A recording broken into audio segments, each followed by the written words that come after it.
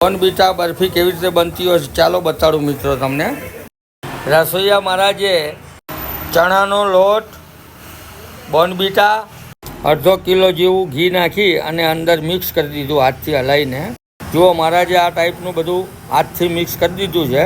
જે એક મોટી તવી ઉપર ખાંડ નાખી અને ચાસણી રેડી કરી, એની અંદર આપણે જે માવો રેડી કર્યો તો મહારાજે મિક્સ કરેલો એ નાખી દીધો અંદર।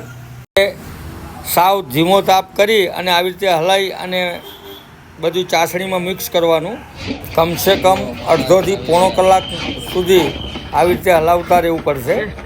જો મિત્રો 2 થી 3 કિલો ઘી થોડોક મિક્સ થઈ જાય એટલે અંદર ઉપરથી ઘી નાખી દેવાનું આપણે જે રેડી કર્યું હતું મહારાજે એ, અને હલાવતા રહેવાનું। જુઓ મિત્રો બધું ઘી પી ગયું છે, આવી રીતે હલાવતા રહેવું પડશે કમસે કમ અડધો કલાક। બોર્નવિટા બરફી આપણી રેડી થઈ ગઈ છે મિત્રો।